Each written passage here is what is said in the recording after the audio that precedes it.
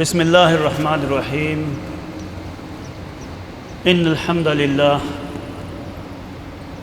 نحمده ونستعینه ونستغفره ونؤمن به ونتوکل علیہ ونعوذ به من شرور انفسنا ومن سیئات اعمالنا من يهده الله فلا مضل له ومن يضلله فلا هادي له ونشهد أن لا إله إلا الله وحده لا شريك له ونشهد أن محمدًا عبده ورسوله صلى الله عليه وسلم تسليماً كثيرا أما بعد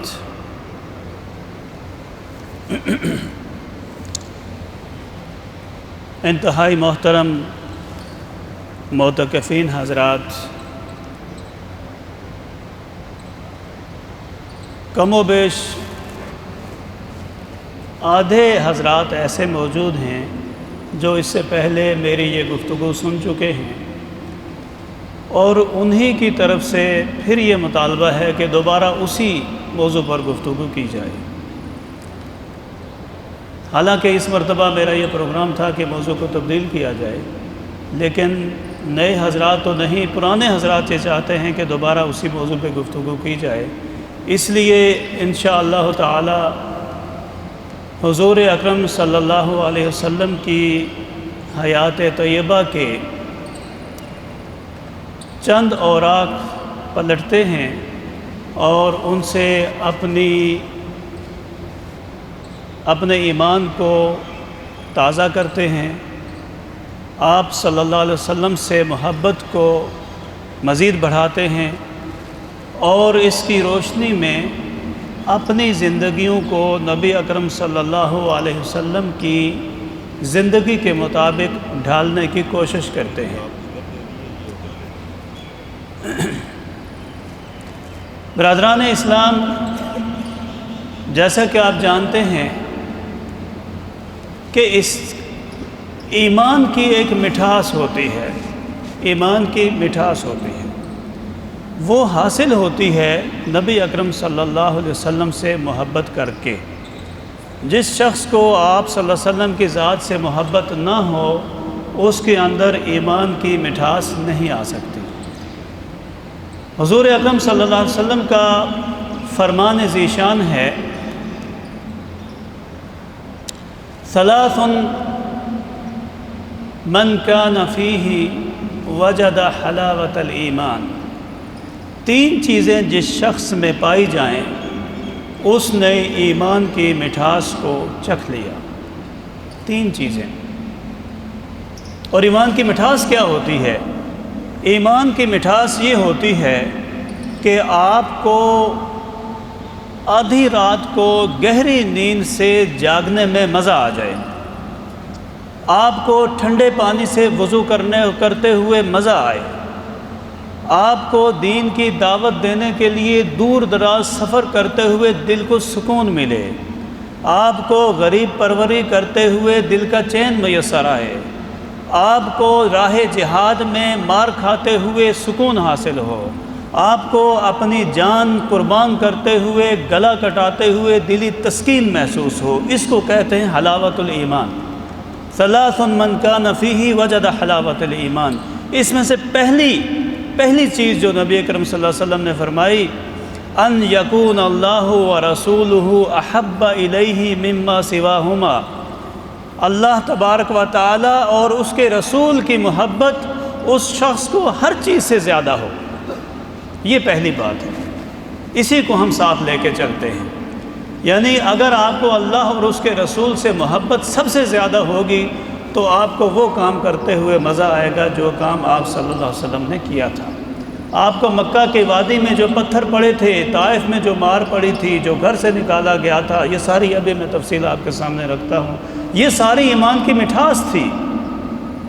یہ حضور صلی اللہ علیہ وسلم کی اللہ سے محبت تھی، اور ہماری آپ صلی اللہ علیہ وسلم سے اور اللہ سے محبت تب ہوگی کہ جب ہمیں مار کھاتے ہوئے مزہ آئے گا، جب ہمیں تکلیفیں برداشت کرتے ہوئے سکون ملے گا۔ دوسری بات اس حدیث شریف میں یہ آئی ہے،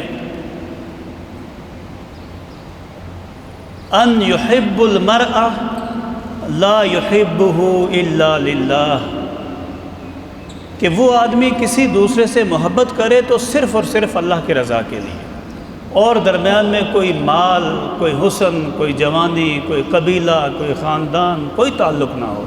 اللہ کی خاطر دوسرے سے محبت جو کرتا ہے وہ ایمان کی مٹھاس پا جاتا ہے۔ ان یکرہ ان یعود الی الکفر کما یکرہ ان یقذف فی النار۔ تیسری بات یہ فرمائی کہ وہ شخص ایمان کی مٹھاس چکھ لیتا ہے جو کفر کی طرف دوبارہ پلٹنے کو اسی طرح برا سمجھتا ہے جیسے اسے دوزخ کی کسی آگ میں ڈال دیا جائے۔ یہ تین چیزیں ہیں جو ایمان کی مٹھاس میں اضافہ کرتی ہیں، ایمان کی حلاوت میں اضافہ کرتی ہیں۔ تو آج اس میں سے ایک مٹھاس آپ کے سامنے شیئر کرنی ہے، وہ ہے آپ صلی اللہ علیہ وسلم کی حیات طیبہ کے بارے میں معلومات۔ تقریباً 10 سال سے یہ موضوع چل رہا ہے، اور ہر سال میں آپ کے سامنے ذکر کرتا ہوں کہ میرے تجربے کے مطابق آپ لوگوں میں سے 80 سے 90% ایسے لوگ ہیں جنہوں نے سیرت کی کوئی کتاب نہیں پڑھی ہے۔ مجھے ڈاکٹر صاحب، قاری صاحب کی طرف سے یہ حکم بھی تھا، اور آئے روز یہ مطالبہ ہوتا ہے کہ لوگوں کو سیرت پڑھنے کی ترغیب دی جائے، سیرت کی کتابیں پڑھنے کی ترغیب دی جائے، بتایا جائے کہ جس نبی سے آپ محبت کرتے ہیں ان کے واقعات تو جانیں، ان کی زندگی کے بارے میں تو معلومات حاصل کریں کہ آخر وہ کرتے کیا تھے، انہوں نے یہ 63 سال کیسے صرف کر کے ہمیں بتائے۔ تو میں یہاں تقریباً ہر سال آپ کے سامنے بات کرتا ہوں، لیکن حضرات کتاب نہیں پڑھتے۔ گزشتہ ایک عرصے سے یہ میرے والی کتاب آپ کو دی جا رہی ہے، اس سے پہلے اور کتابیں آپ کو سیرت کی دی جاتی تھی، اس کے باوجود لوگ نہیں پڑھتے۔ اگر پڑھیں گے نہیں تو پھر محبت کیسے ہوگی؟ جس شخص کو آپ جانتے ہی نہیں اس سے محبت کیسے کر سکتے ہیں؟ اس لیے میرے بھائیوں، اس وقت دنیا میں سیرت طیبہ پہ لکھی جانے والی کتابوں کی تعداد دنیا میں ہر قسم کی کتابوں سے زیادہ ہے، ہر قسم کی۔ بلکہ میں یہاں تک بغیر مبالغے کے کہہ سکتا ہوں کہ دنیا کی ساری کتابیں ایک طرف جمع کر دیں، سیرت پہ لکھی ہوئی کتابیں دوسری طرف جمع کر دیں تو سیرت والی کتابوں کا ڈھیر بڑا ہوگا۔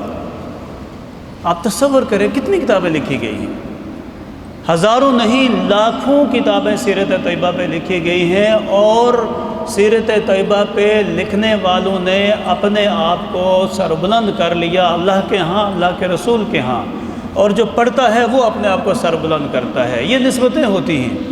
آپ دیکھیے یہاں بالکل جس طرف میں انگلی کا اشارہ کر رہا ہوں اسی طرف جہاں ایک لائبریری ہے نیچے، اس لائبریری میں تقریباً 30 بائی 30 کا ایک ہال ہوگا جو صرف سیرت کی کتابوں سے بھرا پڑا ہے۔ ہم لوگ اردو، عربی، انگلش زیادہ جانتے ہیں، اس لیے ان تینوں زبانوں میں کتابیں یہاں پڑھی ہیں جو ہزاروں کی تعداد میں۔ آپ ذرا تصور کیجئے، یہ فرنچ ہے، یہ فارسی ہے، ہاؤسا ہے، جرمن ہے، اسپینش ہے، دنیا کی مختلف زبانیں ہیں جہاں مسلمان آباد ہیں، وہ سیرت طیبہ پہ لکھ رہے ہیں، لکھے ہی چلے جا رہے ہیں، آج کے دور میں بھی لکھا جا رہا ہے۔ آخر ہم کیوں نہیں پڑھتے ان کو؟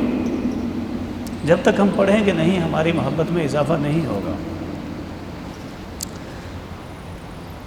انتہائی محترم سامعین و حاضرین، یہ سیرت طیبہ پہ پڑھنے کی اہمیت ہے۔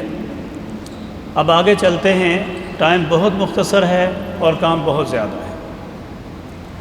اس مرتبہ انشاءاللہ ذرا زیادہ سپیڈ میں اور اختصار کے ساتھ بات ہوگی، اس لیے کہ یہی سارا کچھ کتابی صورت میں آپ کے پاس موجود ہے اور اس سے آپ پڑھ بھی سکتے ہیں۔ اس سے پہلے ہم شروع کیا کرتے تھے ابراہیم علیہ السلام سے، اس مرتبہ ہم شروع کریں گے فیل سے، واقعہ فیل سے ہم شروع کریں گے اس کو۔ اس سے پیچھے جو کچھ ہوا ہے اس کا اشارہ یہ ہے کہ ابراہیم علیہ السلام کی اولاد میں سے اسماعیل علیہ السلام تھے، اور اسماعیل علیہ السلام سے جو نسل چلی ہے وہ کتابوں میں لکھی ہے، اور وہ بالکل ایک تفصیل کے ساتھ حضرت عبد المطلب تک پہنچتی ہے۔ عبد المطلب مکہ کے بہت بڑے سیٹھ ہیں، مکہ حرم پاک کے متولی ہیں۔ عبد المطلب کے 12 بیٹے ہیں۔ عبد المطلب نے چاہے زمزم کو دوبارہ سے دریافت کیا تھا، نکالا تھا، اس وقت یہ وعدہ کیا تھا کہ اگر میرے 12 بیٹے ہوں، 10 بیٹے ہوں تو ایک بیٹے کی قربانی دوں گا، پھر جب 12 بیٹے ہو گئے تو عبداللہ کی قربانی آ گئی۔ جب قرہ نکالا تو عبداللہ کے نام نکلتا ہے، ایک بار، دوسری بار، تیسری بار، چوتھی بار، پانچویں بار، 10ویں بار 10 قرے عبداللہ کے نام نکلتے ہیں کہ عبداللہ کو ذبح کیا جائے، اور 11واں قرہ جا کے اونٹوں کے نام نکلتا ہے کہ 100 اونٹ ذبح کر کے عبداللہ کو بچایا جائے۔ وہ عبداللہ ہے جن کے بیٹے نبی اکرم صلی اللہ علیہ وسلم ہیں۔ اس لیے سیرت نگار لکھتے ہیں کہ حضور اکرم صلی اللہ علیہ وسلم 2 ذبیحوں کے بیٹے ہیں، ایک اسماعیل ذبیح اور دوسرے عبداللہ ذبیح، اور دونوں بچ گئے تھے۔ اسماعیل بچے تھے جنت کے دمبے سے اور عبداللہ بچے تھے 100 اونٹ سے۔ اس لیے میرے نبی کریم صلی اللہ علیہ وسلم کے جو والدین ہیں وہ بھی اللہ کے نام پہ ذبح ہوتے ہوتے آئے ہیں۔ آپ جانتے ہیں کہ بنی زہرہ کی، میں اکثر یہ واقعہ آپ لوگوں کو سناتا ہوں، ہمارے ہاں یہ بڑا عجیب سا سلسلہ ہے کہ دوسری شادی کو جرم سمجھا جاتا ہے۔ دوسری شادی اگر جرم نہ بھی ہو تو کم از کم وہ شخص معاشرے میں ذلیل و خوار ہو جاتا ہے جو دوسری شادی کرتا ہے، حالانکہ یہ ایک اچھی سی سنت ہے، ایسا کوئی مسئلہ ہے نہیں۔ حضرت عبد المطلب کی عمر اس وقت شاید 80 سال کے لگ بھگ ہوئی ہوگی جب عبداللہ کی شادی کرانے کے لیے آمنہ کا رشتہ دینے آپ چلے گئے۔ آمنہ کی جو دوسری بہن تھی اس کا نام حالہ تھا۔ جب رشتہ آمنہ کا عبداللہ کے لیے کیا تو حالہ کا رشتہ اپنے لیے بھی کر لیا، اور اس وقت عبد المطلب کی پتہ نہیں کتنی بیویاں تھیں، اس وقت بیوی کو قید بھی نہیں تھی۔ دونوں بہنیں باپ بیٹے کے رشتہ ازدواج میں آ گئی اور دونوں کی شادی اکٹھے ہو گئی، اور ادھر عبد المطلب کے ہاں حمزہ پیدا ہوتے ہیں اور عبداللہ کے ہاں حبیب کبریا صلی اللہ علیہ وسلم پیدا ہوتے ہیں، اور دونوں خالہ زاد بھائی بھی بنتے ہیں اور دونوں چچا بھتیجا بھی بنتے ہیں اور دونوں رضائی بھائی بھی بنتے ہیں۔ یہ دیکھیے یہ کیسا حسین امتزاج ہے کہ حضرت حمزہ رضی اللہ عنہ جن کو نبی اکرم صلی اللہ علیہ وسلم نے اسد اللہ و اسد الرسول کہا ہے، بڑی عجیب شخصیت کے مالک تھے۔ تقریباً حضرت عمر رضی اللہ عنہ میں ان کی تھوڑی تھوڑی شبیہ یا پرتو نظر آتا ہے۔ حضرت حمزہ، حضرت عمر یہ تقریباً ایک جیسے جرری نوجوان تھے، طاقتور تھے، دلیر تھے، بہادر تھے، کسی سے ڈرتے نہیں تھے، کسی کی ملامت سے نہیں ڈرتے تھے، لیکن حضرت حمزہ غزوہ احد میں شہید ہو گئے تھے، اس لیے اس سے آگے ان کا وہ سلسلہ چل نہیں سکا۔ تو حضرت حمزہ پیدا ہوتے ہیں عبد المطلب کے ہاں، حضور اکرم صلی اللہ علیہ وسلم عبداللہ کے ہاں۔ یہ جو واقعات درمیان میں ہیں، حضرت آمنہ کے وہ جو سارے سلسلے چلتے ہیں جو اکثر میں آپ کو بتایا کرتا ہوں، وہ اس مرتبہ میں چھوڑے جاؤں گا، اور ان کو آپ نے اس کتاب سے یا کسی بھی اور کتاب سے خود پڑھنا ہے۔ واقعہ یہ ہوا تھا کہ ابرہہ نے یمن میں ایک گھر بنایا جسے خانہ کعبہ کی شکل کا گھر بنا کے لوگوں کو اعلان کر دیا کہ آئندہ طواف یہاں پہ ہوا کرے گا۔ وہاں پہ مکہ مکرمہ کے کچھ لوگ تھے، انہوں نے دیکھا اس قدر خوبصورت گھر بنایا ہے، اس قدر خوبصورت وہ کعبہ نما چیز بنائی ہے کہ اس کے اوپر سونے کا پانی لگایا ہے، اس نے بہت خوبصورت، صاف ستھرا، زبردست۔ اب اعلان یہ ہونا تھا کہ آئندہ لوگ بجائے مکہ جانے کے یہاں آیا کریں گے۔ جو قریشی وہاں پہ موجود تھے انہوں نے رات کو وہ جو بلڈنگ بنی تھی اس کے اوپر گندگی لیپ کر کے، انتہائی برا حال کر کے، بدبودار کر کے وہاں ڈھیر لگا کے آ گئے۔ صبح جب ابرہہ نے دیکھا تو وہ تو غصے سے پاگل ہو گیا۔ اس نے کہا مجھے پتہ ہے کہ یہ مکہ والوں میں سے کسی نے کیا ہے، میں مکہ کے اوپر ایسی فوج لے کے جاؤں گا جیسی فوج آدم علیہ السلام سے لے کے آج تک کوئی نہیں کسی طرف لے کے گیا، وہ ایسی فوج ہوگی۔ تو اس نے فوج لی اور اس فوج میں واقعی وہ فوج ایسی تھی جس میں اس سے پہلے اور اس سے بعد بھی کوئی ایسی فوج نہیں آئی، وہ تھی ہاتھیوں کی فوج۔ اس فوج میں ہاتھی تھے، اس فوج میں گھوڑے تھے، اس فوج میں اونٹ تھے، بہت بڑا قافلہ یمن سے چلا، اور جب وہ مکہ میں پہنچتا ہے، مینا کے قریب پہنچتا ہے، وادی محصر میں پہنچتا ہے، مکہ والوں کو پتہ چلتا ہے کہ ہاتھی آ رہے ہیں۔ ہاتھی سے تو ہر چیز ڈرتی ہے، ہاتھی سے گھوڑے بھی بدک کے بھاگ جاتے ہیں، انسان بھی بھاگ جاتے ہیں، یعنی کچھ بچتا ہی نہیں آگے۔ اس وقت اہل مکہ سارے مینا کی پہاڑیوں پہ جا کے چڑھ گئے کہ اب ہاتھی والا آئیں گے تو اب کیا ہوگا۔ جب یہ اللہ کی سنت ہے، اللہ کی سنت ہے کہ اللہ اپنے دین کی حفاظت اور اپنے نیک بندوں کی حفاظت اس وقت کرتا ہے، اس وقت اللہ کی لاٹھی چل پڑتی ہے جب اس کی حفاظت کے دعوے دار دنیا میں ختم ہو جاتے ہیں۔ آج اگر اس مسلمان دنیا میں ذلیل ہو رہے ہیں، وہ اس لیے ہو رہے ہیں کہ ہم یہ دعویٰ کر رہے ہیں کہ ہم ہیں نا، اے اللہ ہم ہیں نا، ہم کرتے تو کچھ نہیں لیکن ہیں تو صحیح۔ تو اللہ کہتا ہے ٹھیک ہے بھائی کر لو پھر۔ اس وقت ایسے ہوا تھا کہ عبد المطلب نے کہا میرا تو بس نہیں ہے ابرہہ کو روکنا، اللہ تو جانے اور تیرا گھر جانے، میں تو جا رہا ہوں۔ اگرچہ یہ روایت اتنی مضبوط بھی نہیں ہے لیکن سیرت کی کتابوں میں لکھا ہے۔ عبد المطلب نے حرم پاک سے نکل کے دور جا کے پناہ لے لی، سارے قریشی چلے گئے۔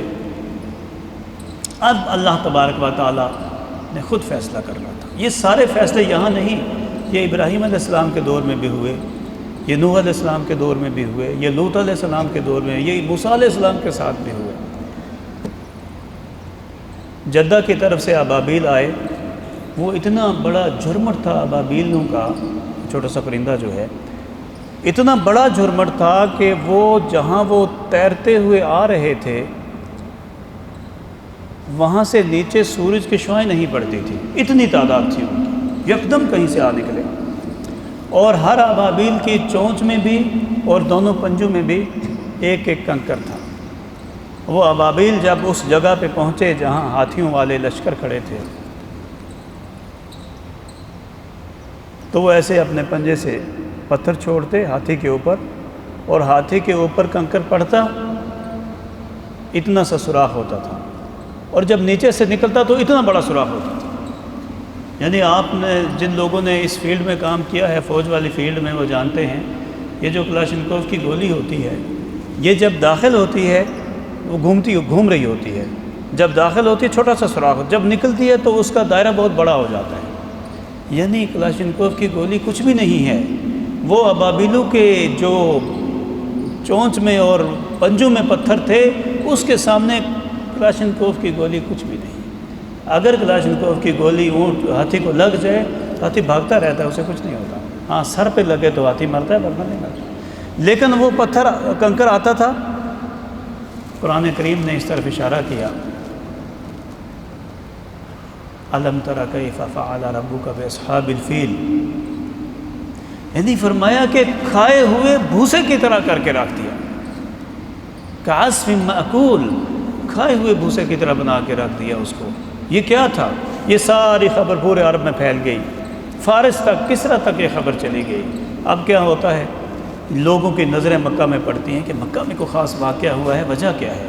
ٹھیک 53 دن کے بعد حضور اکرم صلی اللہ علیہ وسلم، جسے خورشید عالم کا طلوع کہتے ہیں، علامہ شبلی نعمانی نے لکھا ہے طلوع خورشید عالم، یہ عنوان دیا ہے، سیرت طیبہ کی کتاب ہے، میری کتاب میں بھی اس سے ملتا جلتا عنوان ہے کہ طلوع خورشید عالم ہو گیا، دنیا کو روشن کرنے والا سورج آج طلوع ہو چکا ہے۔ اس دن عبد المطلب نے خواب دیکھا، یہ خواب آپ نے ضرور کتاب میں پڑھنا ہے، اس کی تفصیل میں آپ کو نہیں بتاؤں۔ پھر بڑی خاص واقعہ یہ ہوا تھا، سویبہ ایک خاتون تھی، سویبہ، سا سے سویبہ، جس کو آج کل صوبیہ کہتے ہیں، یہ سویبہ اصل لفظ ہے۔ سویبہ نے دائی کی صورت میں آمنہ کے پاس موجود تھی جب حضور صلی اللہ علیہ وسلم دنیا میں تشریف لائے۔ سویبہ ابو لہب کی لونڈی تھی، باندھی تھی۔ سویبہ دوڑتی ہوئی گئی ابو لہب کے پاس اور جا کے کہا، حضرت آپ کے ہاں اللہ نے بچہ دیا ہے۔ ابو لہب اتنا خوش ہوا کہ میرے بھائی کی نشانی دنیا میں آ گئی ہے، بھائی مر گیا تھا، بھائی کی نشانی آئی ہے، تو اس نے خوشی میں کہا جا تو آزاد ہے، ایسے انگلی سے کیا، جا تو آزاد ہے۔ اور حضور صلی اللہ علیہ وسلم فرماتے ہیں کہ جس انگلی سے اس نے اشارہ کیا تھا وہ انگلی دوزخ میں نہیں جلے گی۔ صویبہ آزاد ہو گئی حضور صلی اللہ علیہ وسلم کی ولادت پر۔ ایک تو ہوتا ہے نا کہ ایک آدمی بڑا ہو کے کوئی کام کرتا ہے، ایک ابھی پیدائش ہوئی ہے تو رحمتیں بانٹنا شروع ہو گئی، اسی وقت آزاد ہو جاتی ہے۔ دوسری ام ایمن تھی۔ ام ایمن جو تھی وہ حضرت عبداللہ کی زر خرید باندھی تھی۔ عبداللہ جب فوت ہوئے تو ام ایمن میراث میں، وراثت میں حضور صلی اللہ علیہ وسلم کے حصے میں آ گئی۔ ام ایمن جو حضرت آمنہ سے عمر میں بڑی تھی، وہ بھی دائی بن گئی۔ مختصر یہ کہ کچھ عرصے بعد، اختصار کے ساتھ آگے چلتے ہیں، کچھ عرصے بعد بچے کو اہل مکہ دودھ پلانے کے لیے گاؤں میں بھیجتے تھے، 5 6 مہینے، سال 2 سال وہاں رکھتے تھے۔ تو واقعہ تفصیلی ہے اور بڑا محبت بھرا واقعہ ہے۔ اس واقعے کا خلاصہ یہ ہے کہ آمنہ کو مکہ سے کوئی بچہ نہیں ملا تھا، اور اس یتیم کو لینے کے لیے حلیمہ بھی تیار نہیں تھی۔ حلیمہ اس بچے کو لینے کے لیے تیار نہیں تھی، لیکن حلیمہ کو پورے مکہ سے کوئی بچہ جب نہیں ملا تو واپس عبد المطلب کے گھر آ گئی، چلو خالی جھولی کی بجائے اس بچے کو ہی لے لیتے ہیں۔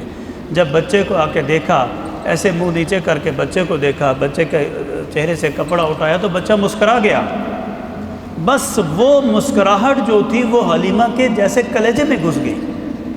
کہتی ہیں کہ جب بچے نے مسکرایا، اب 6 مہینے کا بچہ ہے، 4 مہینے کا بچہ ہے، بچے نے مسکرایا اور اس کی مسکراہٹ حلیمہ کو لے گئی۔ حلیمہ نے بچے کو اٹھایا، گود لگایا، جیسے سینے سے لگایا، وہ حلیمہ جو کتنے عرصے سے بھوکی تھی، اپنے بچے کو پلانے کے لیے دودھ نہیں تھا، وہ حلیمہ ایسی ہو گئی جیسے کوئی بالکل مچھلی مر رہی اور اسے اٹھا کے پانی میں ڈال دیا جائے تو مچھلی دوبارہ زندہ ہو جاتی۔ یہ حالت حضرت حلیمہ کی ہوگی۔ حلیمہ نے اسے سینے سے لگایا، بچے کو لے کے چل پڑی۔ وہ جو گدیا آتے ہوئے بالکل ہڈیوں کی مٹھی تھی، جاتے ہوئے وہ گدیا موٹی ہو گئی۔ وہ اونٹ اور وہ گدیا اس سپیڈ میں جا رہی ہیں کہ علامہ شبلی نعمانی نے لکھا ہے کہ وہ پیچھے سے حلیمہ کی سہیلیاں زور زور سے پکار کے بلا کے کہہ رہے تھے، حلیمہ تجھے کیا ہوا؟ اونٹنی بدل گئی ہے یا کیا ہوا ہے؟ حلیمہ نے کہا نہیں، سواری تو نہیں بدلی، سوار بدل گیا ہے۔ اب جو سوار اس پہ بیٹھا ہے یہ اس کا کمال ہے۔ حضرت حارث جو حلیمہ کے جو خامن تھے، انہوں نے اونٹنی کا دودھ دھویا، جو اونٹنی دودھ دیتی ہی نہیں تھی، وہ برتن کم پڑ گئے، دودھ ابھی بھی اونٹنی میں باقی تھا۔ یہ سب کیا تھا؟ اچھا، یہ ساری رحمتیں اس وقت تک حلیمہ کے گھر برستی رہیں جب تک کہ حضور صلی اللہ علیہ وسلم کی ذات اقدس وہاں پہ موجود رہی۔ 2 سال بعد، یہ تفصیلی واقعات ہیں، پڑھیے گا ضرور۔ 2 سال بعد جب واپس آئے، یہ 2 سال کے اندر بڑے محبت بڑے واقعات ہیں۔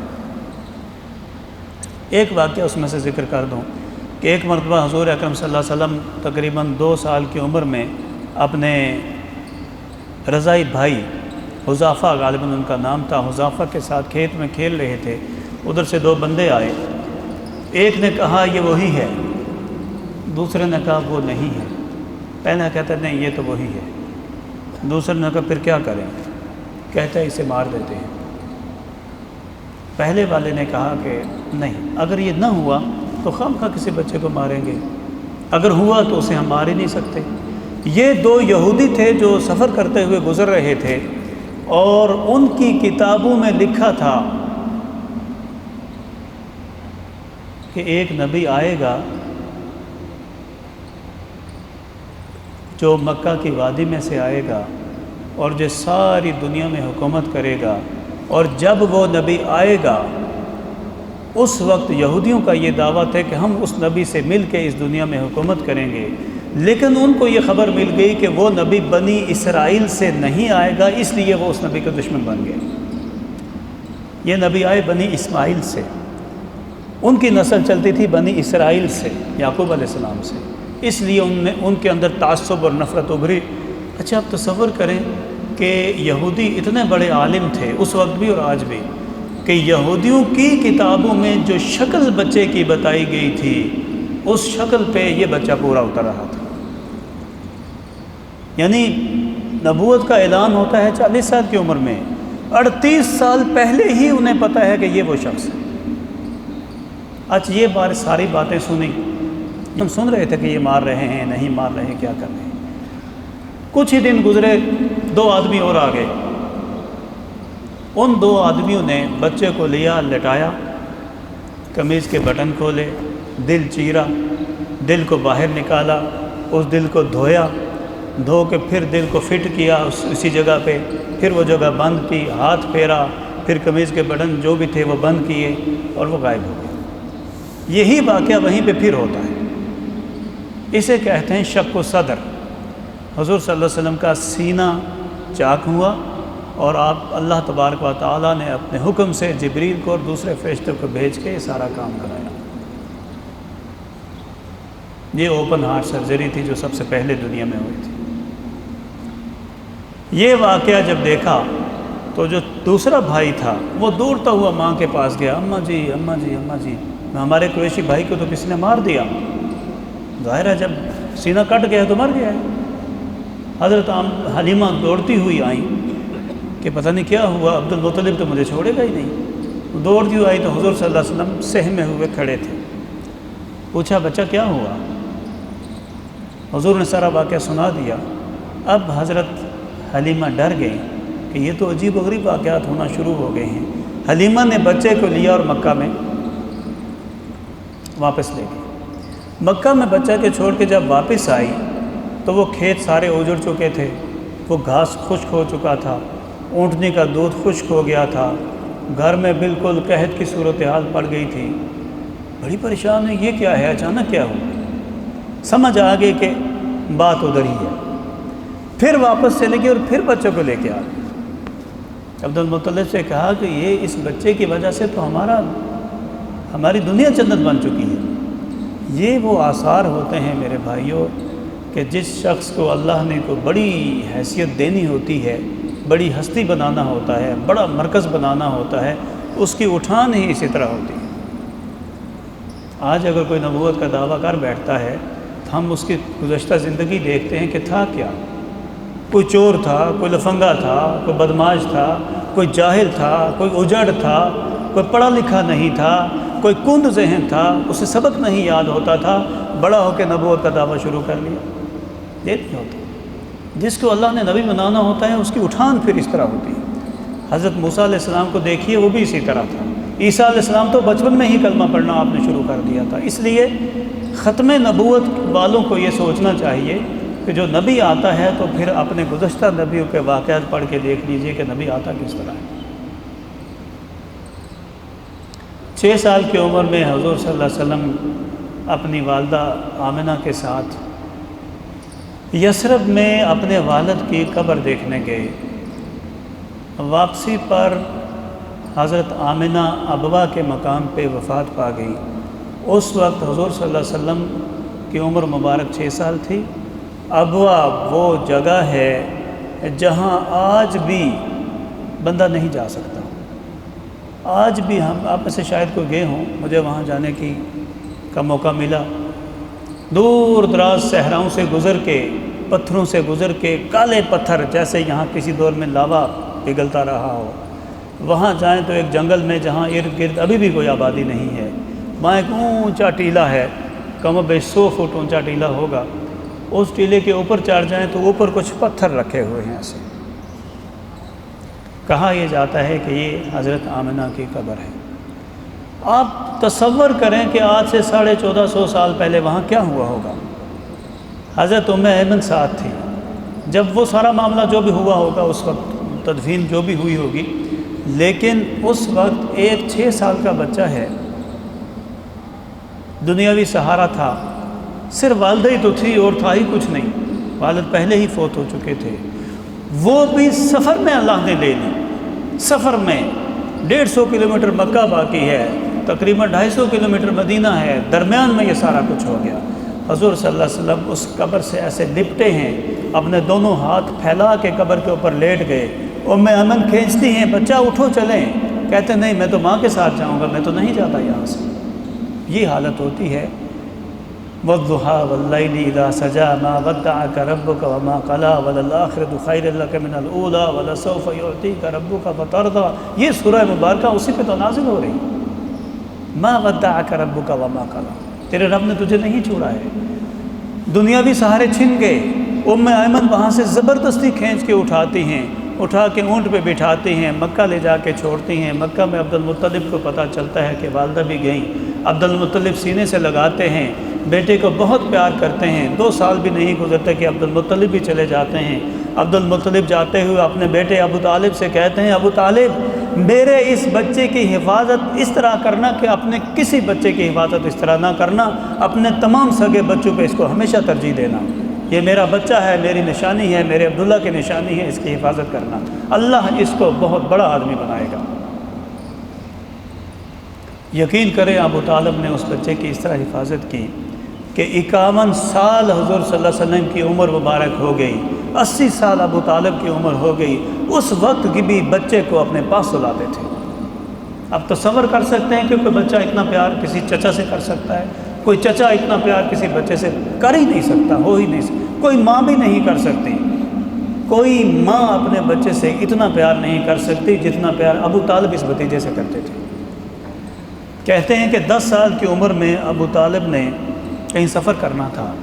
سفر پہ جانے لگے، قافلہ تیار ہوا. حضور صلی اللہ علیہ وسلم ابو طالب سے لپٹ گئے، ٹانگوں سے لپٹ گئے. چچا جی میں بھی جاؤں گا. میں اور آپ کیا کرتے ہیں بھتیجوں سے؟ ہمارے بھتیجے تو اس کو رہنے ہی دیں کہ کیا کہا جائے. لیکن بھتیجا چچا سے لپٹ جائے کہ میں جاؤں گا، اس کا مطلب ہے کہ دونوں میں کوئی پیار ہے نا. لپٹ گئے ٹانگوں سے، پھر لے کے چلے بھی گئے. راستے میں بحیرہ راہب والا واقعہ ہوتا ہے. وہ واقعہ بڑا پیار بھرا واقعہ ہے، جہاں حضور صلی اللہ علیہ وسلم کو درخت سجدہ کرتے ہیں، جہاں آسمان میں بادل ساتھ ساتھ چلتا ہے سایہ کیے ہوئے حضور صلی اللہ علیہ وسلم پہ، جہاں حضور کی دعوت ہوتی ہے، جہاں حضور صلی اللہ علیہ وسلم کی مہر مبارک وہ راہب دیکھتا ہے. یہ سارا واقعہ ضرور پڑھیے گا. یہ 10 سال کی عمر میں ہوتا ہے. پھر ابو طالب غریب ہو جاتے ہیں. حضور صلی اللہ علیہ وسلم ابو طالب کا ہاتھ بٹاتے ہیں. 15 سال کی عمر میں کرائے پہ اونٹ اور بکریاں چراتے ہیں، کرائے پہ. اب تصور کریں، اس دور میں بھی نوکری ہوتی تھی. حضور صلی اللہ علیہ وسلم کی عمر مبارک 15 سال تھی. اونٹ چراتے ہوئے مکہ سے باہر نکل گئے. جن حضرات نے مکہ دیکھا ہے وہ جانتے ہیں کہ مکہ بالکل بے آب و گیاہ وادی ہے، سرسبز نہیں ہے، پتھر اور چٹانیں ہیں، یا کسی جگہ صحرا ہے. اس مرتبہ مجھے جبل نور کے اوپر چڑھنے کا موقع ملا، جسے غار ہرا کہتے ہیں. غار ہرا سے اوپر چڑھ کے اگر آپ دور دور نظر دوڑائیں تو آپ کو صرف اور صرف وہاں پہ ٹیلے اور پہاڑ نظر آتے ہیں. یہی صورت آج سے 1450 سال پہلے بھی تھی. تو وہاں کیا اونٹ چرتے ہوں گے، کیا بکریاں چرتی ہوں گی، لیکن وہ چراتے تھے، لے کے جاتے تھے. ایک اور بچہ تھا حضور صلی اللہ علیہ وسلم کے ساتھ، تاریخ میں اس کا نام نہیں آ رہا. یہ دونوں اونٹ اور بکریاں چرا رہے تھے. اس بچے نے کہا، یا محمد صلی اللہ علیہ وسلم، جب آپ کا نام نامی آئے تو ضرور درود شریف پڑھ لیا کریں. حضور صلی اللہ علیہ وسلم نے بڑی بددعا دی ہے جو آدمی درود نہیں پڑھتا. جبریل نے آمین کہا تھا، جبریل نے دعا کی تھی اور حضور نے آمین کہا تھا. دعا جبریل کرے اور آمین حضور کرے تو قبول کیسے نہ ہوگی؟ اس میں یہ تھا کہ میری ذات کے اوپر جو میرا نام آئے اور درود نہ پڑھے اس کے بارے میں بہت سخت. اس لیے درود شریف ضرور پڑھا کرے، چھوٹا سا.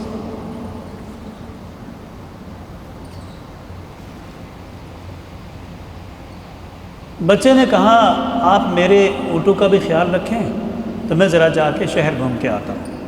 جب وہ شہر میں آیا تو شہر کے قریب ایک جگہ پہ، شہر میں داخل ہونے سے پہلے ہی وہاں پہ شادی تھی، اور اس شادی میں وہی سارا کچھ تھا جو آج کل کی شادی میں ہوتا ہے. آج ہم دور جہالت میں جی رہے ہیں، یہی دور جہالت ہے، اور یہ کوئی کم دور جہالت نہیں ہے، اس سے بھی برا دور جہالت ہے. اس وقت تو پھر بھی کچھ نہ کچھ کوئی غیرت شرم ہوتی تھی، آج تو وہ بھی ختم ہو گئی. ڈھول ڈھماکے تھے، وہ ناچنے والیاں تھیں، شور شرابہ تھا، دیگیں چڑھی ہوئی تھیں، سب کو دھوئیں نکل رہے تھے، بتیاں اس دور کی جو تھیں وہ چل رہی تھیں۔ وہ بچہ آیا اور اسی مجلس میں بیٹھ گیا، ساری رات وہ ڈرامے دیکھتا رہا، جو کچھ تھے کھاتا پیتا رہا ان کے ہاں۔ صبح ہوئی، ظاہر ہے ساری رات کا جاگا تھا تو وہ سو گیا۔ صبح سویا، لیٹ آنکھ کھلی، پتہ نہیں کس وقت شام ہو گئی، دوسرا دن گزر گیا۔ اب جب بچہ واپس پہنچا تو حضور صلی اللہ علیہ وسلم اکیلے اونٹوں کے ساتھ تھے۔ 15 سال کی عمر ہے اور اخلاقی معیار یہ ہے کہ آپ نے اس اپنے دوست سے کچھ بھی نہیں کہا، صرف اتنا کہا، بچہ بھائی تم نے مجھے بہت تنگ کیا ہے، دیے گئے ٹائم پہ آ جانا چاہیے تھا، بس اس سے بڑا زیادہ کچھ بھی نہیں کہا۔ اس نے کہا اب دوست یہ کیا کیا مزے تھے مکہ میں تو یہ کر کے آیا ہوں۔ حضور صلی اللہ علیہ وسلم نے فرمایا اچھا اب تم یہاں اونٹوں کے پاس رہو، میں بھی دیکھ کے آتا ہوں۔ حضور صلی اللہ علیہ وسلم بھی چلے گئے۔ اللہ حفاظت کرنے والا ہے۔ حضور صلی اللہ علیہ وسلم جب اس شادی والے گھر کے قریب پہنچے تو وہ بین کی اور اس وقت کی جو بھی کچھ مزامیر تھے، جو میوزک کے سامان تھے، ان کی آوازیں آنا شروع ہوئیں تو حضور صلی اللہ علیہ وسلم گرے اور بے ہوش ہو گئے، گرے بے ہوش ہو گئے۔ وہ کان میں وہ شیطانی آواز پڑی ہی نہیں، اللہ نے وہیں پہ حفاظت کا ذمہ اٹھا لیا۔ رات بھر زمین پہ پڑے رہے، صبح بھی پڑے رہے۔ جب سورج بہت زیادہ گرم ہوا، مثال کے طور پہ 10 بجے کا ٹائم ہو گیا، تو اس سورج کی تپش سے آپ کی آنکھ کھلی۔ شادی وادی کا سارا مسئلہ رات کو ختم ہو چکا۔ وہیں سے اٹھے اور واپس اونٹوں کے پاس۔ اللہ نے اس طرح 15 سال کی عمر میں حفاظت کی ہے۔ یہ سارا سلسلہ چلتا رہا۔ 20 سال کی عمر میں آپ نے تجارت میں قدم رکھ دیا۔ 20 سال کی عمر میں تجارت شروع کر دی۔ سامان تجارت لے کے اچھا آپ کے ایک دوست ہوتے تھے، ان کا نام تھا عبداللہ ابن ابی قحافہ، جانتے ہیں وہ کون تھے؟ وہ تھے ابو بکر صدیق، وہ آپ کے بچپن کے دوست تھے۔ یہ دونوں دوست مال تجارت لے کے سفر پہ جایا کرتے تھے۔ 20 سال کی عمر میں آپ نے کسی کا سامان لیا اور سفر تجارت پہ روانہ ہو گئے۔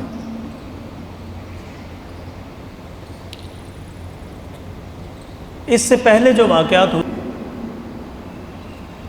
سفر کا تجارت کا جب آغاز ہوا تھا، وہ تو سامان لے گئے۔ ایک جگہ پہ حضور صلی اللہ علیہ وسلم کو قسم کھانے کی تاجر نے قسم کھائی کہ لات اور عزا کی قسم، میں آپ سے یہ مال لوں گا اور اتنے کا لوں گا۔ حضور اکرم صلی اللہ علیہ وسلم کا چہرہ مبارک سرخ ہو گیا۔ غصے کے عالم میں آپ نے فرمایا میں تجھے کبھی سامان نہیں بیچوں گا۔ وہ بڑا پریشان ہوا، بھائی میں تو لینے کے لیے قسم اٹھا رہا ہوں۔ فرمایا ایک تو قسم اٹھا کے تجارت کو میں جائز نہیں سمجھتا، اور دوسرا لات اور عزا کو تو میں کچھ بھی نہیں سمجھتا۔ اس نے کہا توبہ توبہ توبہ، یہ تو آپ کے بت ہیں، یہ تو مکہ والوں کے بت ہیں، میں تو یمن میں بیٹھا ہوں، میں آپ کے بتوں کی قسم اس لیے اٹھا رہا ہوں کہ آپ کے بتوں کی قسم اٹھاؤں گا تو آپ میرے قریب آئیں گے اور میں آپ سے سامان لوں گا۔ آپ نے فرمایا میں کسی بت کو نہیں مانتا۔ یہ اس وقت کی بات ہے جب ابھی اعلان نبوت کو 20 سال باقی تھے۔ پورا مکہ گھٹا ٹوپ جہالت کے اندھیروں میں ڈوبا ہوا تھا، یعنی چور کو وہاں پہ ہیرو سمجھا جاتا تھا، بدکار کو وہاں پہ بہت بڑا سمجھا جاتا تھا، سامان لوٹنے والوں کو وہاں بڑا ترقی یافتہ سمجھا جاتا تھا، ایک سانس میں 100 گالیاں دینے والے کو خطیب سمجھا جاتا تھا۔ یہ ماحول تھا وہاں کا۔ اور اس ماحول میں ایک بندہ اپنے اخلاق کا اتنا بڑا پیکر سامنے آ رہا ہو کہ جو قسم اٹھا کے مال بھی نہیں بیچ رہا ہے اور بتوں کے سامنے بات بھی نہیں کر رہا ہے، یہ اللہ کی طرف سے حفاظت ہو رہی تھی۔ پھر اسی دوران میں حرب فجار ہوئی۔ حضور اکرم صلی اللہ علیہ وسلم نے معاہدہ حلف الفضول، جس میں یہ معاہدہ ہوا تھا کہ کوئی بھی شخص مکہ میں آئے گا اس کے ساتھ اگر زیادتی ہوگی تو ہم سارے لوگ مل کے زیادتی کرنے والے کو سزا دیں گے۔ اس معاہدے میں بھی آپ شامل ہوئے تھے، اور اعلان نبوت کے کافی بعد آپ فرمایا کرتے تھے کہ وہ معاہدہ مجھے اتنا اچھا لگتا ہے کہ سونے کے پانی سے لکھنے کے قابل ہے، اور آج بھی اگر اس طرح کا کوئی معاہدہ ہو تو میں اس میں ضرور شامل ہوں گا۔ حضرت خدیجہ رضی اللہ عنہا تاجرہ تھیں۔ حضرت ٹائم کتنا ہے کہ تھوڑا سا ہے، کافی ہے۔ حضرت خدیجہ کے بڑے جذباتی واقعات ہیں۔ حضرت خدیجہ کا لقب طاہرہ تھا، طاہرہ۔ مکہ مکرمہ میں دور جہالت میں 3 قسم کی خواتین رہتی تھیں۔ ایک وہ تھیں جو بڑے بڑے قبیلوں کی بڑی پاک باز خواتین تھیں، جن کا نام اور مرتبہ تھا، جن کو نہ کسی غیر آنکھ نے دیکھا ہوتا تھا اور نہ ان کی پاکیزگی اور طہارت پہ کوئی شک کرتا تھا۔ دوسری خواتین وہ تھیں جو درمیانے درجے کی خواتین ہوتی تھیں، اچھی عورتیں ہوتی تھیں، لیکن اپنے اس دور کے جو سسٹم تھا اس میں وہ چلتی تھیں۔ تیسری خواتین وہ ہوتی تھیں جو اپنا جسم فروخت کرتی تھی۔ تینوں قسم کے خواتین پائی جاتی تھیں۔ حضرت خدیجہ کا شمار ایسی خواتین میں ہوتا تھا جو صرف خاتون نہیں تھی بلکہ ایک سردار خاتون تھی۔ آپ کی پناہ تسلیم کی جاتی تھی۔ اس دور میں پناہ کا مطلب یہ ہوتا ہے جیسے آج کے دور میں وزیر اعظم ہوتا ہے۔ اگر کوئی باہر سے آدمی پاکستان میں آ جائے اور باہر ملک والے یہ کہیں جی ہمارا آدمی واپس کرو، تو عمران خان صاحب کہیں جی کہ یہ آدمی ہماری پناہ میں ہے کہ آپ اسے تکلیف نہیں دے سکتے، تو وزیر اعظم یہ کام کر سکتا ہے۔ یعنی حضرت خدیجہ کو اتنا بڑا مرتبہ اس وقت حاصل تھا اس دور کے سسٹم میں، حضرت خدیجہ جس کو پناہ دے دیتی تھی، کوئی بھی دشمن اپنی دشمنی اس شخص سے چکا نہیں سکتا تھا کہ جی یہ تو خدیجہ کی پناہ میں ہے۔ یہ ہمارے قبائلی علاقوں میں یہ سلسلہ اب بھی چلتا ہے۔ حضرت خدیجہ کو پتہ چلا کہ یہ جو قریشی نوجوان ہے ابو طالب کا بیٹا ہے، ابو طالب کا بیٹا کہا کرتے تھے کیونکہ ابو طالب کے ہاں یہاں پلے بڑے تھے، یہ مال تجارت جب لے کے جاتا ہے تو بڑا پرافٹ ہوتا ہے۔ حضرت خدیجہ نے پیغام بھیجا، میسرہ جو غلام تھا اس کو بھیجا کہ محمد سے کہو کہ اس مرتبہ ہمارا سامان لے جائے صلی اللہ علیہ وسلم۔ خیر مختصر یہ کہ حضرت خدیجہ کا سامان لے کے چلے گئے اور بہت بڑا پرافٹ لے کے آئے۔ اس پرافٹ کے بدلے میں حضرت خدیجہ نے حضور صلی اللہ علیہ وسلم کو 1 اونٹ نقد تحفہ دیا، یعنی جو مزدوری تھی وہ الگ اور تحفہ دیا 1 اونٹ۔ 1 اونٹ کی قیمت اب اس وقت جتنی ہے اتنی ہی اس وقت بھی تھی۔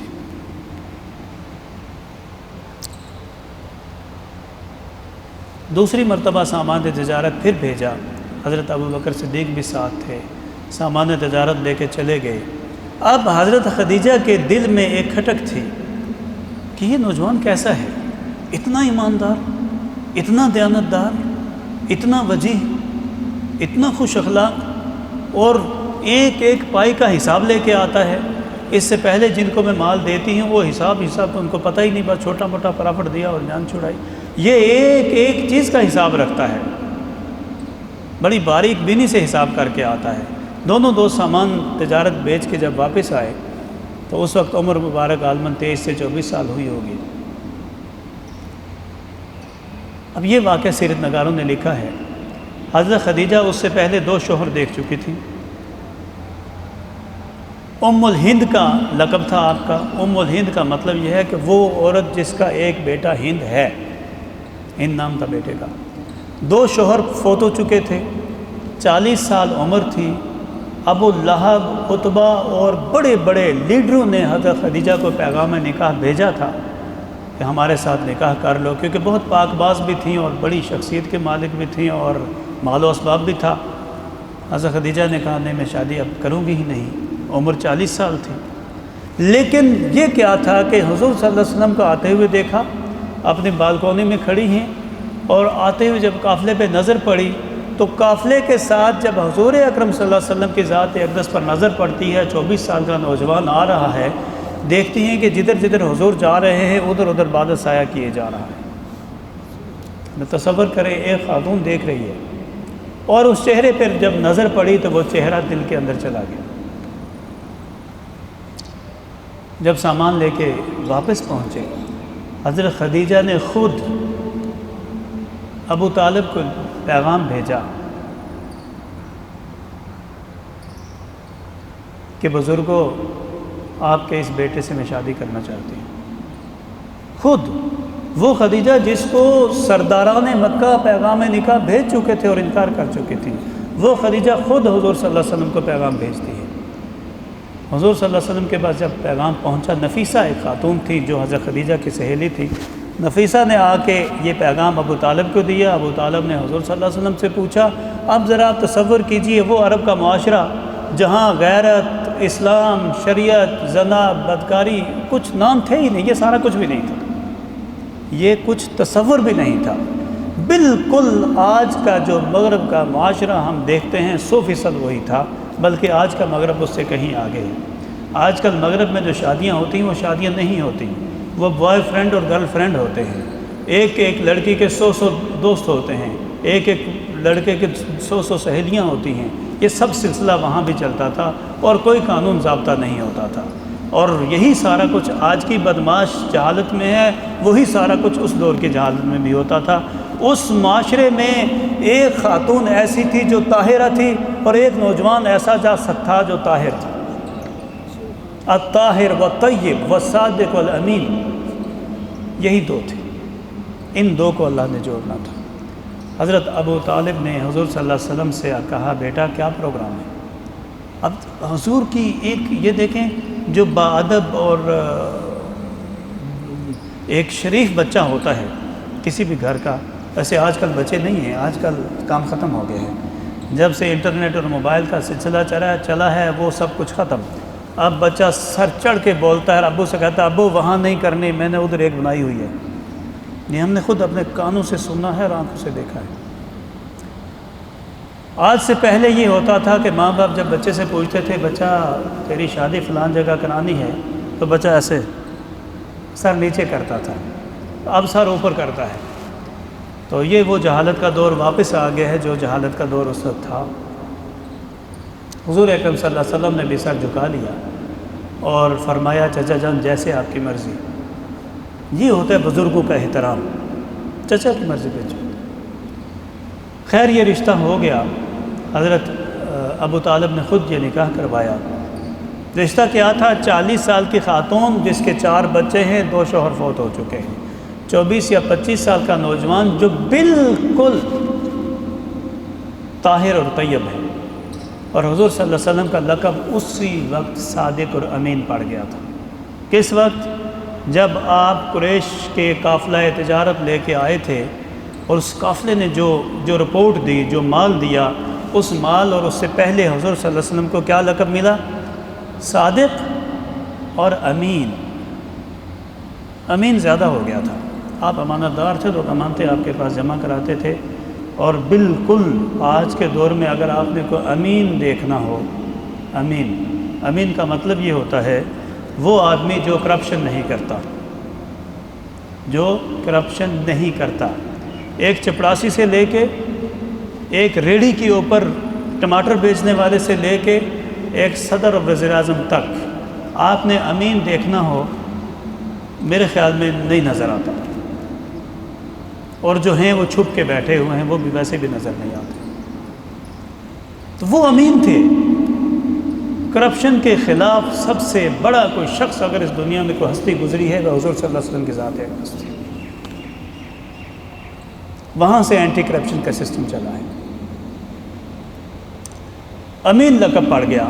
لوگ کیا کہتے تھے؟ لوگ کہتے تھے حضور اکرم صلی اللہ علیہ وسلم کا نام بھول گئے، جاء الامین، لوگ امین کہتے تھے۔ جیسے آج کل قاری صاحب کو لوگ کہتے ہیں قاری صاحب آ گئے، یہ بھی ایک لقب ہے اور ایک اچھی صفت ہے۔ قاری صاحب آ گئے، ڈاکٹر صاحب آ گئے، پروفیسر صاحب آ گئے، مفتی صاحب آ گئے، مولوی صاحب آ گئے، یہ القاب ہوتے ہیں۔ تو اس دور میں کہا جاتا تھا امین آگے. کس دور میں؟ جس دور میں کرپشن اپنے انتہاؤں پر تھی. حضور صلی اللہ علیہ وسلم کی صفات کیا تھی؟ صادق تھے، امین تھے، شریف تھے، عفت مآب تھے، خوش اخلاق تھے، دوستی نبھانے والے تھے، اچھے تاجر تھے، بہادر تھے، جری تھے، حق لے کے دیتے تھے. ہر وہ صفت جو کسی ذہن میں آیا وہ ساری کی ساری حضور صلی اللہ علیہ وسلم میں موجود تھی. کوئی ایسی اچھی صفت جو آپ کے دماغ میں آ سکتی ہے وہ دور جہالت کے گٹا ٹوپ اندھیروں میں آپ کی ذات اقدس میں موجود ہوتی تھی. آپ تصور کیجئے کہ وہ نبی نہیں بنے گا تو کون نبی بنے گا؟ آپ ذہن میں لائیں کوئی صفت، میں آپ کو بتاؤں گا کہ وہ آپ کی ذات میں موجود تھی یا نہیں تھی.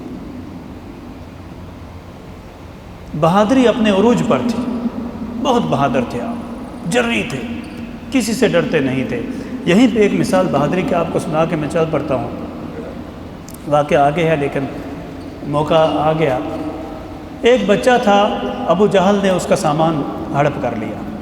ابو جہل نے، اس وقت حضور صلی اللہ علیہ وسلم ابو جہل کی دشمنی چل پڑی تھی. اب لوگوں کو شرارت سوجھی اور کہنے لگے، بچہ روتا ہوا حرم پاک میں آ گیا. شرارتی لوگوں نے یہ کیا، بچے سے کہا جاؤ وہ جو شخص بیٹھا ہے نا اسے جا کے شکایت لگاؤ. اب لوگوں نے یہ شرارت کی کہ محمد صلی اللہ علیہ وسلم کسی کا حق چھینتے ہوئے تو برداشت کر نہیں سکتے، یہ جائیں گے ضرور ابو جہل کے پاس، تو آگے ان کی لڑائی ہوگی اور ہم تماشا دیکھیں گے. چلے گئے، بچے نے جا کے شکایت کی. حضور صلی اللہ علیہ وسلم نے بچے کا ہاتھ پکڑا اور سیدھا ابو جہل کے گھر زور سے دستک دی. ابو الحکم باہر آؤ. غصے سے باہر آیا. حضور صلی اللہ علیہ وسلم کا چہرہ دیکھ کے ایسے پیچھے ہٹ گیا، ڈر گیا. محمد محمد کیا ہوا کیا ہوا کیا ہوا صلی اللہ علیہ وسلم. کہا اس یتیم کا حق تو نے کھایا، واپس کر اس کو.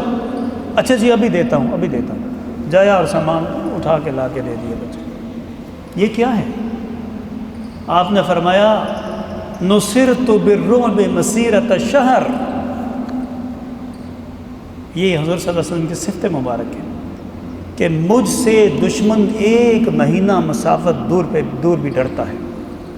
یعنی اس دور میں ایک آدمی ایک مہینہ پیدل چلے جہاں تک پہنچ سکے، اتنا دور اگر دشمن بیٹھا ہو تو آپ صلی اللہ علیہ وسلم کی ذات اقدس سے وہاں پہ ڈرتا رہتا تھا. یہ اللہ نے آپ کو روب دیا ہوا تھا. یہ جلال تھا. آپ جب جلال میں غصے میں آتے تھے، چہرہ مبارک سرخ ہوتا تھا تو صحابہ کرام کے پاؤں کے نیچے سے زمین نکل جاتی تھی. ایک مومن کے اندر جلال ہونا چاہیے، یہ سنت محمدی ہے. ایسا نہیں ہے کہ سر نیچے رکھو اور مارنے والے مارتے رہے. خیر، حضرت خدیجہ رضی اللہ عنہا کی بات ہو رہی تھی. باتیں بہت لمبی ہیں اور ٹائم شارٹ ہے. اگر مناقب خدیجہ بیان کرنے شروع کر دیے جائیں تو شاید اثر بھی یہ ہو جائے. اس دنیا میں اگر کوئی خاتون نبیوں کے بعد افضل البشر ہے تو وہ خدیجہ ہے. اگر کوئی خاتون نبیوں کے بعد افضل البشر ہے تو وہ خدیجہ ہے. اب تصور کریں، اللہ نے حضرت خدیجہ کو اور حضرت فرعون کی بیوی سارہ تھا نا نام، آسیہ کو دنیا میں جنت کا گھر ایسے دکھا دیا تھا.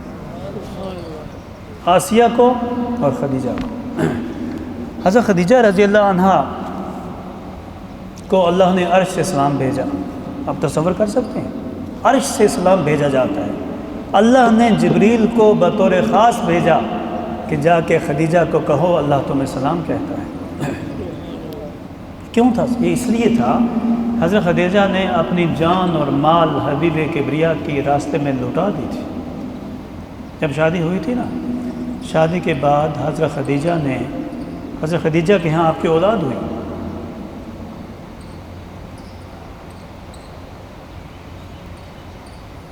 قاسم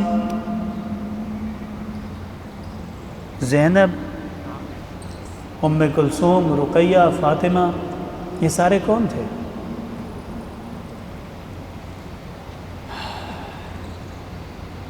یعنی یہ حضرت خدیجہ کے مناقب بڑے زبردست ہیں، ایمان تازہ کرنے والے ہیں، اور اس کتاب میں موجود ہیں، آپ نے ان کو پڑھنا ہے۔ واقعہ آگے چلا جاتا ہے لیکن میں ابھی پیچھے رہنا چاہ رہا ہوں، لیکن اس کو بیان کرنا بھی ضروری ہے جس سے بات سمجھ آتی ہے، اور سیرت کے بیشتر کتابوں میں یہ واقعہ نہیں ہے۔ حضرت خدیجہ کا اعزاز میں آپ کے سامنے ایک اور رکھنا چاہ رہا ہوں۔ جب آپ صلی اللہ علیہ وسلم کے اوپر نماز فرض ہوئی مکہ میں، طہارت فرض ہوئی، سب سے پہلے طہارت فرض ہوئی، پھر نماز۔ طہارت کیسے ہو، وضو کیسے ہو، یہ تو پتہ نہیں تھا۔ اللہ نے جبریل کو بھیجا کہ جاؤ میرے حبیب کو وضو کا طریقہ سکھا کے آؤ۔ جبریل آئے، حضور صلی اللہ علیہ وسلم کا ہاتھ پکڑا انسانی شکل میں، سامنے ٹیلے پہ چلے گئے، پہاڑ پہ گھر سے نکلے، پہاڑ پہ جا کے زور سے پاؤں زمین پہ مارا، جبریل نے، زمین سے ایسے چشمہ پھوٹتا ہے مکہ میں۔ آپ کو پتہ ہے کہ حضرت ایوب علیہ السلام کو اللہ نے آزمائش میں ڈالا تھا، حضرت ایوب کے ہاں بھی وہ چشمہ پھوٹا تھا۔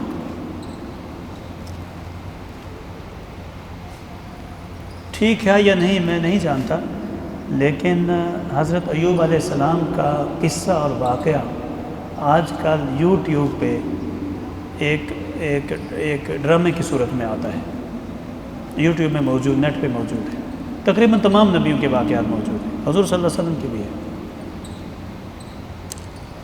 وہاں پہ وہ چشمہ پھوٹتا ہوا دکھاتے ہیں، اگر آپ یوٹیوب کھولیں تو وہاں ایوب علیہ السلام کو جب اللہ نے آزمائش ختم کی، بیماری ختم کی، تو حکم دیا کہ جا کے فلاں جگہ پہ جاؤ اور زمین پہ پاؤں مارو، وہاں سے چشمہ پھوٹے گا، اس چشمے سے غسل بھی کرو، اس کو پیو بھی، تو آپ کی یہ بیماری جاتی رہے گی۔ تو وہاں پہ وہ چشمہ پھوٹتا ہے، تو وہ ویسے ہی میرے نظر میں آ گیا کہ بالکل ایک چشمہ پھوٹا، حضرت جبریل نے وضو کیا، سارا وضو کیا، حضور صلی اللہ علیہ وسلم سے عرض کی کہ حضور آپ بھی ایسے کیجئے، حضور نے بھی ایسے ہی کیا۔ پھر جبریل ایک طرف ہوئے، کعبہ کی طرف رخ کیا، 2 رکعت پڑھی، حضور سے فرمایا کہ عرض کی کہ حضور آپ بھی یہ کام کریں، حضور نے بھی نماز پڑھی۔ یہ وہ پہلا کام تھا جو حضور صلی اللہ علیہ وسلم نے کیا تھا۔ پھر اس کے بعد کیا ہوا، یہ حضرت خدیجہ کا جو اعزاز ہے۔ اس کے بعد حضور صلی اللہ علیہ وسلم گھر تشریف لے گئے، حضرت خدیجہ کو ہاتھ سے پکڑا، خدیجہ آؤ میرے ساتھ، اسی ٹیلے پہ چلے گئے، حضور نے وضو کیا اور خدیجہ سے کہا خدیجہ تم بھی ایسے کرو، حضور نے نماز پڑھی اور خدیجہ سے کہا خدیجہ تم بھی ایسے کرو۔ اب بتائیں کہ امت میں سے کون ہے جس نے سب سے پہلے نماز پڑھی؟ یہ حضرت خدیجہ ہیں۔ حضرت خدیجہ سے اللہ تبارک و تعالیٰ نے حضور اکرم صلی اللہ علیہ وسلم کو اولاد عطا فرمائی، اور یہ ساری اولاد کم و بیش 37 سال کی عمر تک ہو چکی تھی۔ اسی دوران 35 سال کی عمر میں حجر اسود کا واقعہ ہوتا ہے، آپ نے سنا ہوگا۔ حجر اسود میں آپ صلی اللہ علیہ وسلم اس کو دوبارہ بنایا گیا۔ مختصر یہ کہ خانہ کعبہ کو بنانے کے لیے لوگوں نے پیسے جمع کیے، اور اعلان یہ ہوا کہ پیسے صرف حلال کے ہونے چاہیے، حرام کے نہیں ہوتے۔ یہاں بھی لوگوں کو یہ اعزاز، یہ اعتبار تھا کہ پیسہ حلال کا ہونا چاہیے، حرام کا پیسہ۔ اس وقت بھی یہ احساس تھا کہ یہ اللہ کا گھر ہے۔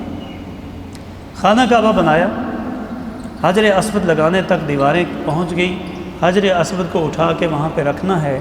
اب سارے قبیلوں کی لڑائی ہو گئی، ہر قبیلے والے افراد کہیں جی ہم رکھیں گے، ہم رکھیں گے۔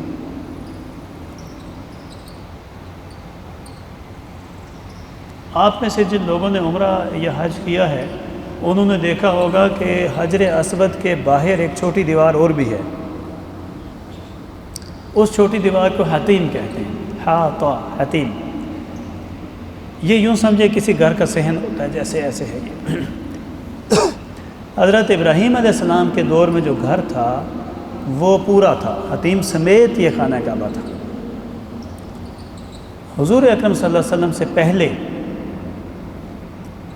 اس تھوڑی سی جگہ کم ہو گئی، اس لیے کہ لوگوں کے پاس اتنے پیسے نہیں تھے کہ پورا کمرہ بنائیں، تو انہوں نے چھوٹا کمرہ کر دیا پیسے کم ہونے کی وجہ سے۔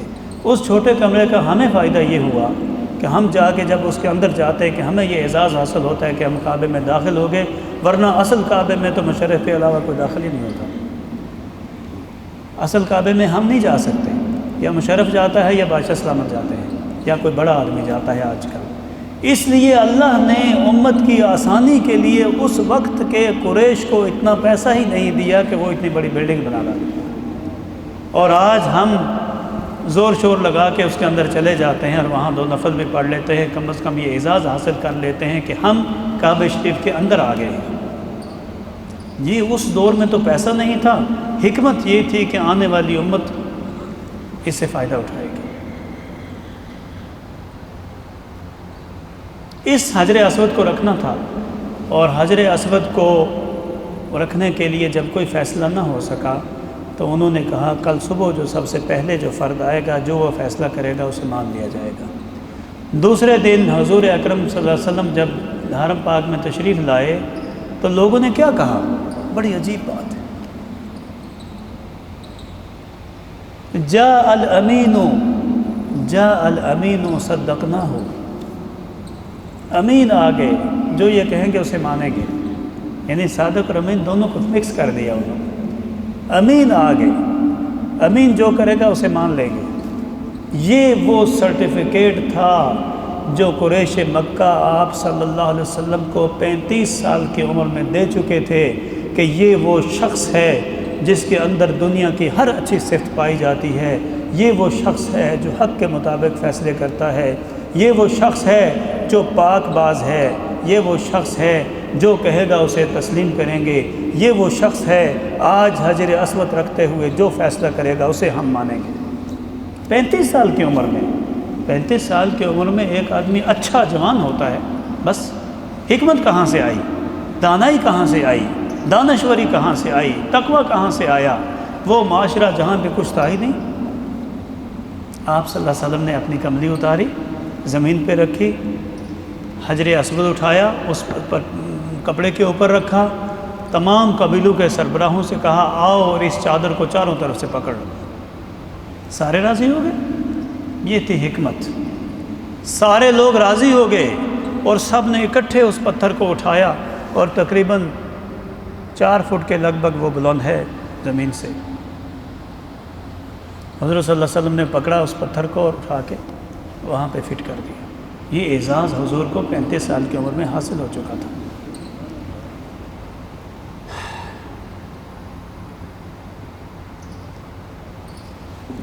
اب آگے حضور صلی اللہ علیہ وسلم کے جو احباب خاص تھے ان میں حضرت ابو بکر صدیق کا نام آتا ہے، جو بچپن سے دوست بنے تھے۔ کب تک رہیں گے اس کی آخر نہیں ہے۔ حضور صلی اللہ علیہ وسلم سے حضرت ابو بکر کی دوستی کی آخر ہے ہی نہیں۔ اب جائیں حرم مسجد نبوی میں جا کے دیکھیں، اکٹھے دونوں سوئے، کہاں آخر ہے؟ یہ وہ محبت تھی۔ حضرت حکیم بن حزام تھے،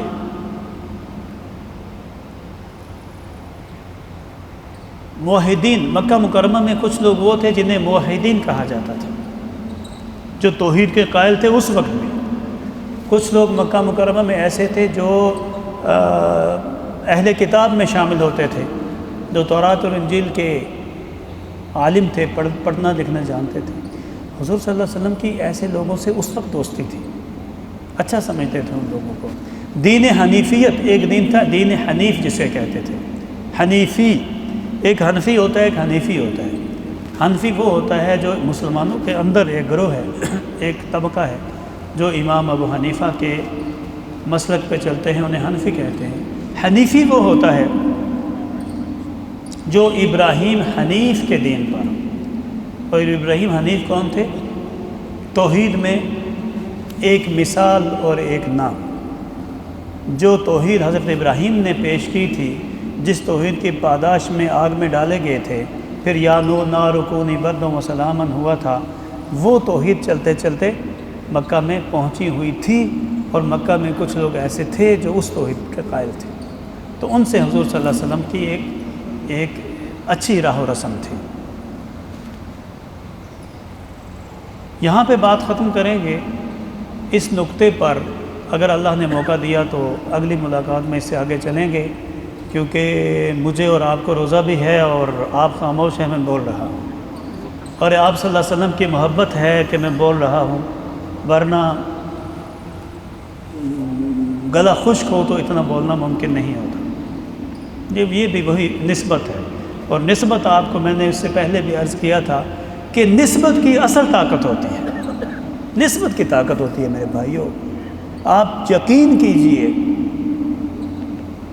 یہ جو کپڑا ہوتا ہے نا، کپڑا، اس کپڑے کا ایک چھوٹا سا تھیلا بنا کے اس کے اندر قرآن پاک ڈال دیتے ہیں، اس کو ہم غلاف کہتے ہیں۔ ایک دو دن وہ کپڑا اگر غلاف، قرآن پاک کا غلاف رہے، تیسرے دن وہ آپ کو زمین پہ پڑا ہوا ملے تو آپ کیا کریں گے اس کو؟ کیوں؟ نسبت ہے، نسبت ہے نا۔ کپڑے کو قرآن نے چھو لیا ہے، یہ نسبت ہے، اور ہماری نسبت تو اس ذات اقدس کے ساتھ ہے کہ جس کے ساتھ نسبت ہونا ہی شاید ہمیں پار لگا دے۔ اس ذات کے ساتھ نسبت ہونا ہمیں جنتوں میں لے جائے گا، اس ذات سے نسبت ہونا ہمارے ایمان میں مٹھاس پیدا کرے گا، اس ذات سے نسبت ہونا ہمیں کبھی تھکنے نہیں دے گا، اس ذات سے نسبت ہونا ہمیں اس جہان سے بھی کامیاب کر سکتا ہے، اس جہان میں بھی کامیاب کر سکتا ہے۔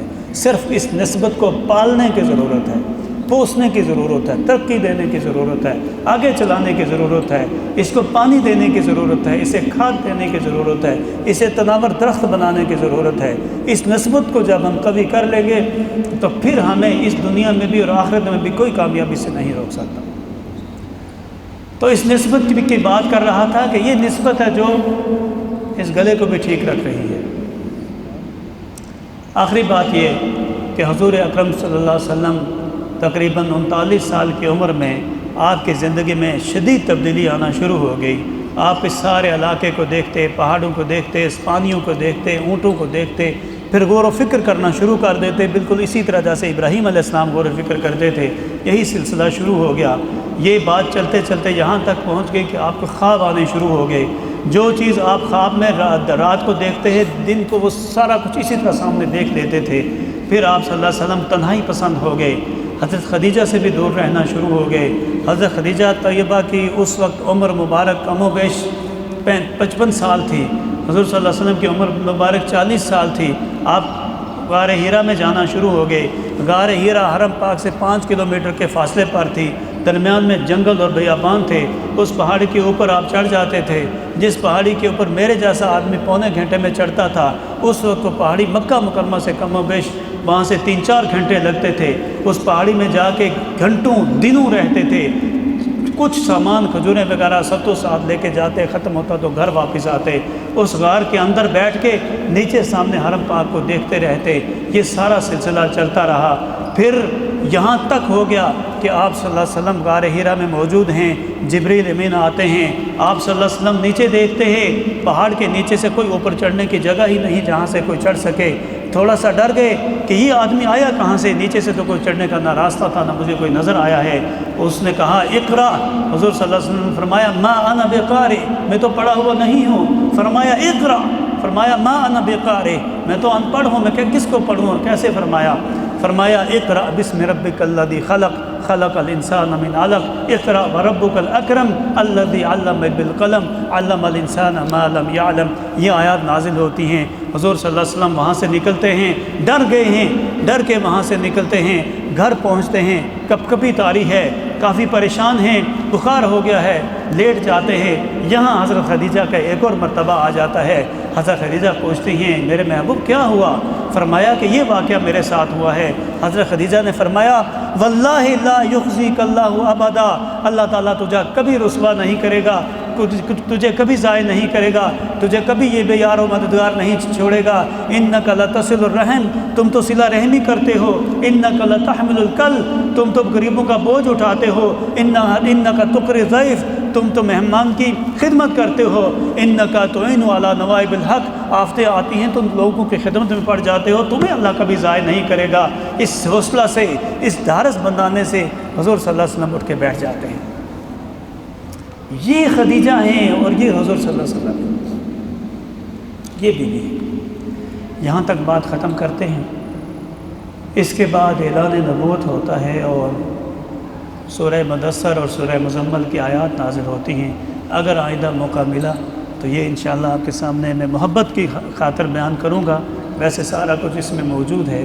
और अगर मौका न मिला तो ये किताब और बहुत सी दीगर किताबें, जिसमें सबसे अच्छी किताब जो मुझे लगती है वो रहमतुल लिल आलमीन है। बहुत अच्छी किताब है, पाए की किताब है। जो लोग ज़्यादा पढ़े लिखे हैं वो किताब ज़रूर लें। और अर्रहीकुल मख्तूम है, मोहम्मद अरबी है, सीरत नबी शिबली है, ये किताब भी है। दीगर बहुत सी किताबें हैं। जो किताब भी पढ़ेंगे हुज़ूर अकरम सल्लल्लाहु अलैहि वसल्लम की मोहब्बत में इजाफ़ा होगा और आपकी ये ज़िंदगी भी और अगला जहान भी कामयाब होगा। व आखिर दावाना अनिल हम्दुलिल्लाहि रब्बिल आलमीन।